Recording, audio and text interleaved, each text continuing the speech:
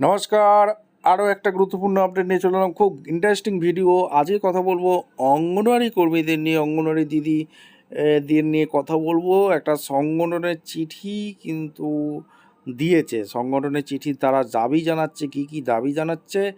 অতিরিক্ত বেতন কিন্তু দিতেই হবে, অতিরিক্ত বেতন দিতেই হবে, উন্নত দামি স্মার্টফোন দিতেই হবে, ওয়াইফাই সংযোগ দিতে হবে, ইন্টারনেট রিচার্জ বাড়াতে হবে, সরঞ্জাম ও সিম দিতেই হবে, এমডিএম চালু আগে বিজ্ঞপ্তি দিতেই হবে। কী কী আপডেট উঠে আসছে আপনাদের জন্য? কী কী আপডেট উঠে আসছে? চ্যানেলে ফার্স্ট টাইমে থাকলে চ্যানেলটাকে সাবস্ক্রাইব করে বেল আইকনটা টিপে রাখতে হবে লেটেস্ট গুরুত্বপূর্ণ আপডেট পাওয়ার জন্য। আপনাদের দাবিগুলো আজকে তুলে ধরবো। কী কী দাবি এই সংগঠনের তরফে জানানো হয়েছে, সেই কাদের জানানো হয়েছে, কী কী দাবি উঠে আসছে, সমস্ত কিছু এই প্রতিবেদনে বলবো। চ্যানেলে ফার্স্ট টাইমে থাকলে চ্যানেলটাকে সাবস্ক্রাইব করে বেল আইকনটা টিপে রাখতে হবে লেটেস্ট গুরুত্বপূর্ণ আপডেট পাওয়ার জন্য। আচ্ছা, বিষয় কি? মোবাইল ডিভাইস ম্যানেজমেন্ট এমডিএম এর নতুন পদ্ধতি কাজ সুস্থ সঠিকভাবে যাতে করতে পদ্ধতি সমস্যার সমাধান করার আবেদনপত্র একটা দাবি সংগঠনের পক্ষ থেকে চিঠি দেওয়া হয়েছে।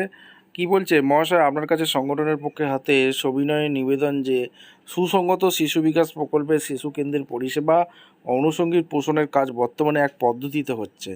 আমরা বিভিন্ন সুসংগত কার্যালয় সামাজিক মাধ্যমের মেসেজ হতে জানতে পারছি আগামী দিনে খুব শীঘ্রই পোষণের নতুন পদ্ধতি মোবাইল ডিভাইস ম্যানেজমেন্ট এমডিএমতে কাজ করতে হবে।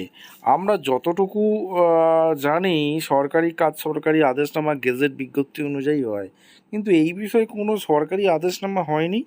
সংগঠন মোবাইল ডিভাইস ম্যানেজমেন্ট এমডিএম পদ্ধতিকে স্বাগত জানাচ্ছে। মোবাইল ডিভাইস ম্যানেজমেন্ট এমডিএম পদ্ধতিতে কাজ সঠিকভাবে বাস্তবে রূপ নিতে হলে লিখিত সমস্যাগুলো সমাধান করে শুরু করতে হবে বলে মনে করি, অন্যথায় এই পদ্ধতিতে কাজ ও পরিষেবা ব্যাহত হবে।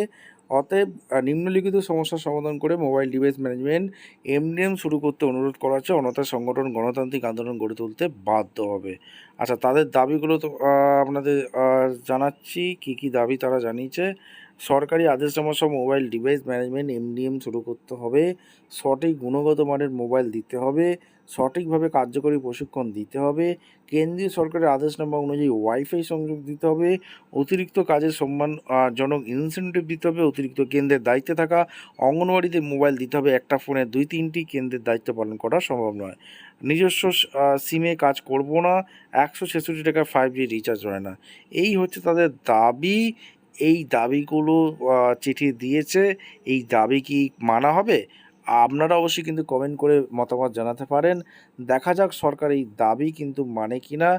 এই দাবিগুলো যে সংগঠনের পক্ষ থেকে চিঠি দেওয়া হয়েছে, দাবিগুলো মানে কি না। ভিডিওটা ইনফরমেটিভ মনে হলে চ্যানেলে ফার্স্ট টাইমে থাকলে চ্যানেলটাকে সাবস্ক্রাইব করে বেল আইকনটা টিপে রাখতে হবে লেটেস্ট গুরুত্বপূর্ণ আপডেট পাওয়ার জন্য। দেখা হচ্ছে কোনো পরবর্তী ভিডিও। ধন্যবাদ।